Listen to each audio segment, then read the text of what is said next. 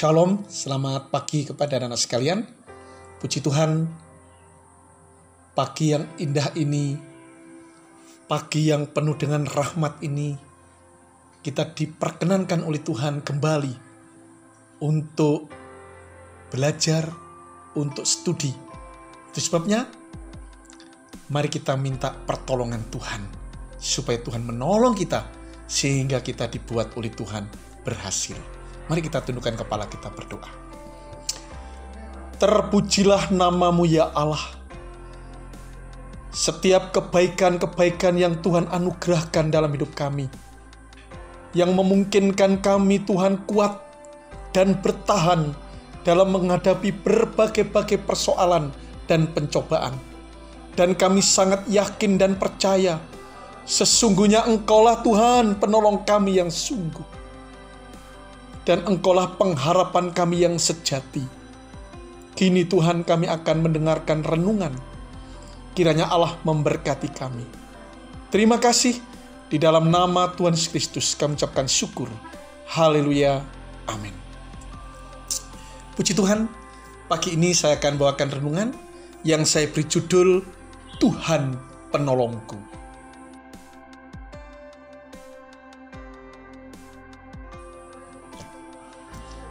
Sebenarnya kehidupan kita ini anak-anak, tanpa penyertaan Tuhan, tanpa campur tangan Tuhan, tanpa pertolongan Tuhan, kita tidak bisa mengerjakan pekerjaan kita, tugas-tugas kita, ataupun di dalam kita mengejar cita-cita kita tidak pernah sampai sempurna.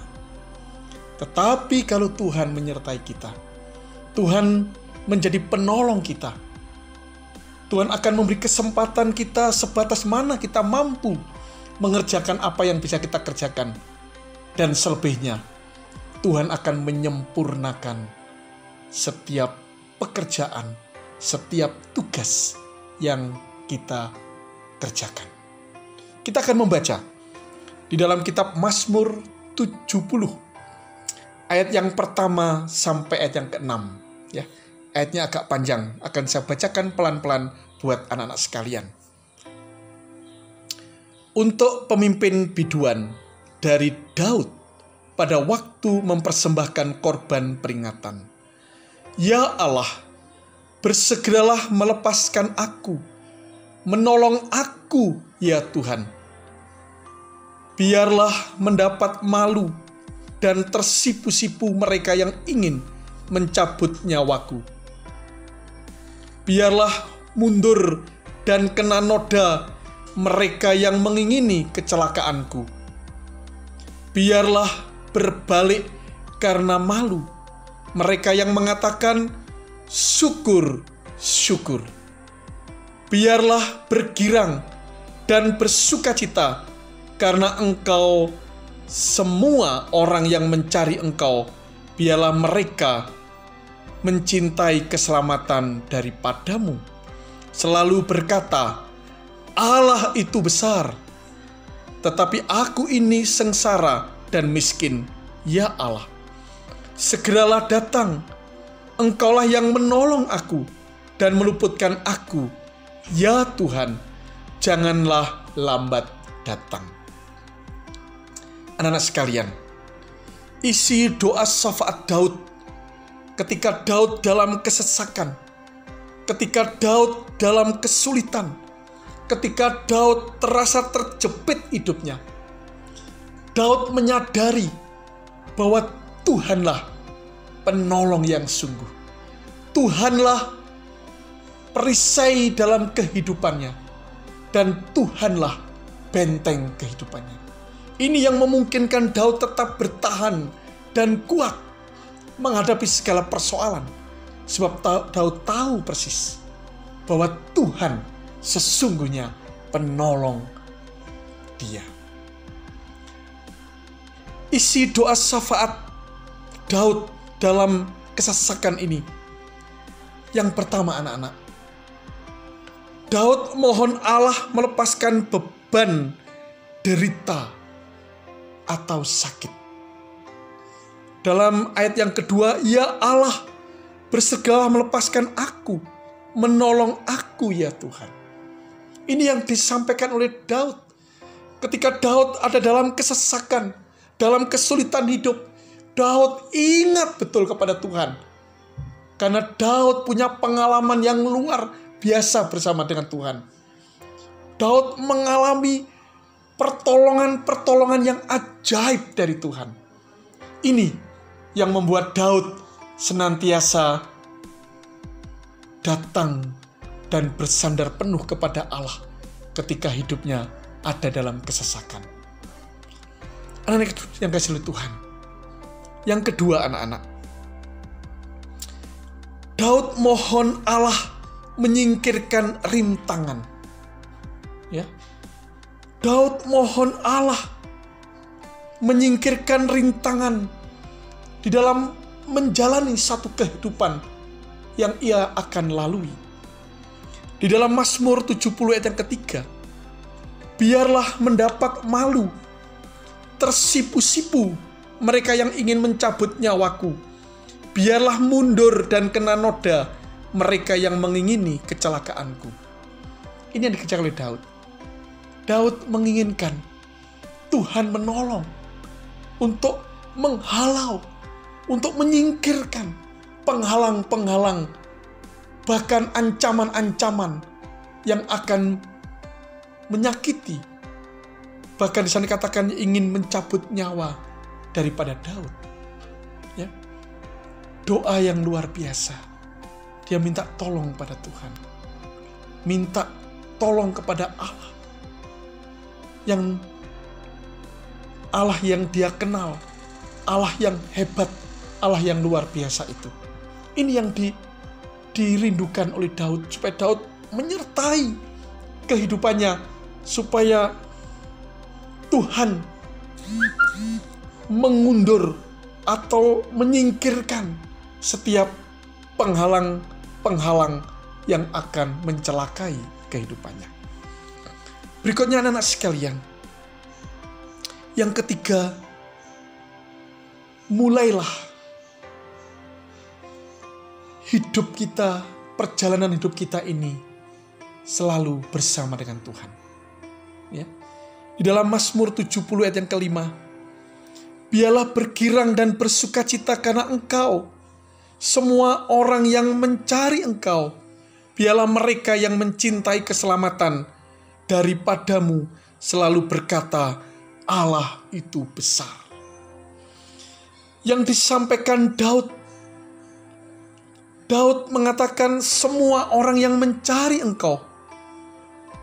Biarlah mereka yang mencintai keselamatan daripadamu atau pertolongan daripadamu selalu berkata, Allah itu besar. Anak sekalian dikasih oleh Tuhan, ya, kita harus memulai. Sebelum kita memulai belajar, ketika kalian mengambil keputusan-keputusan dalam kehidupan kalian, libatkanlah Tuhan.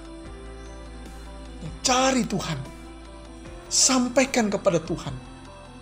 Ya, Allah, Sang Konselor kita, Allah yang merupakan Tuhan yang sanggup memberikan petunjuk dan tuntunan itu, yang akan membawa kita kepada satu rencana yang hebat, rencana yang besar itu. Sehingga sudah merupakan satu kewajiban kita sebagai umatnya untuk selalu datang mencari Tuhan lebih dahulu di hari-hari kita yang akan kita lalui.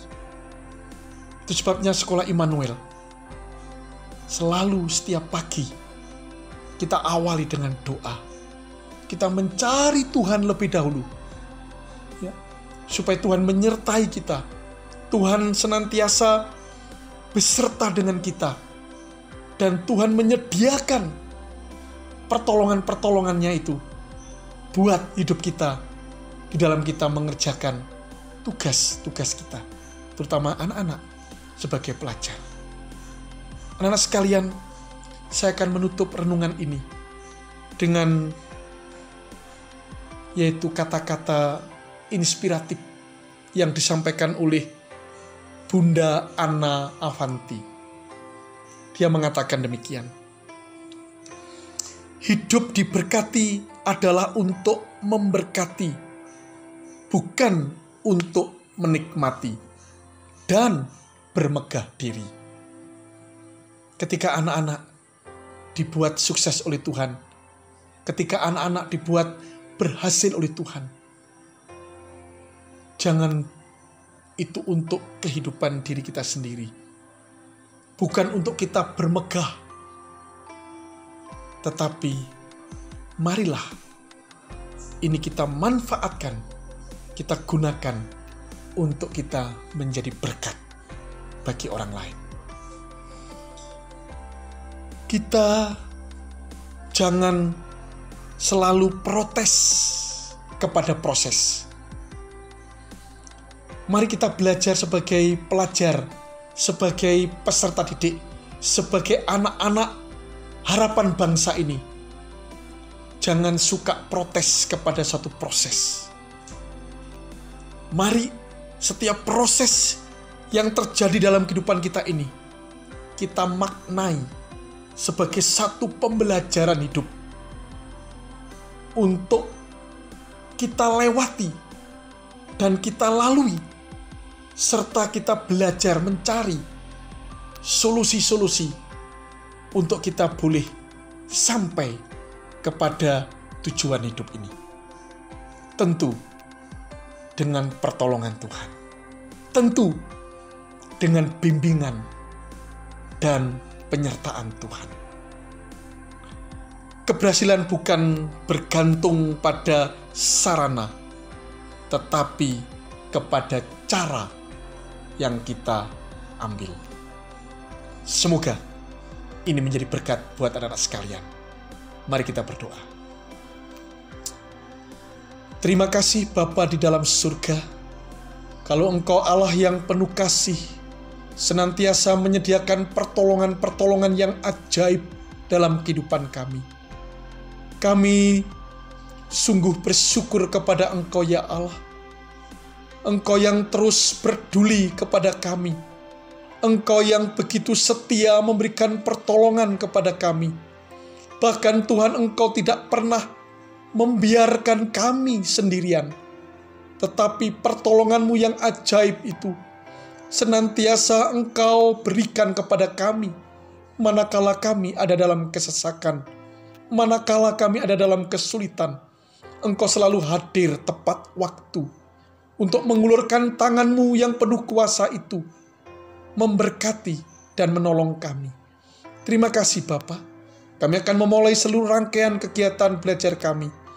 Kiranya berkat-Mu Tuhan, berupa hikmat, akal budi, kepandaian yang dari surga, senantiasa Engkau limpahkan dalam kehidupan kami.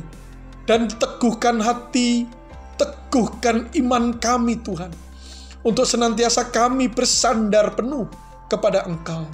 Serta Tuhan, tolong kami ya Allah, untuk kami boleh menyadari Tuhan, akan setiap proses yang terjadi dalam kehidupan kami. Biarlah Tuhan kami menerima dengan lapang dada, kami menerima dengan senang hati, karena kami tahu proses inilah yang akan mendewasakan kami, yang akan membentuk diri kami, pribadi kami, menjadi pribadi-pribadi yang tangguh, pribadi-pribadi yang sungguh akan menikmati kemenangan-kemenangan daripada-Mu. Terima kasih, kami mengucap syukur di dalam nama Tuhan Yesus Kristus. Haleluya. Amin. Puji Tuhan, Tuhan memberkati anak-anak sekalian.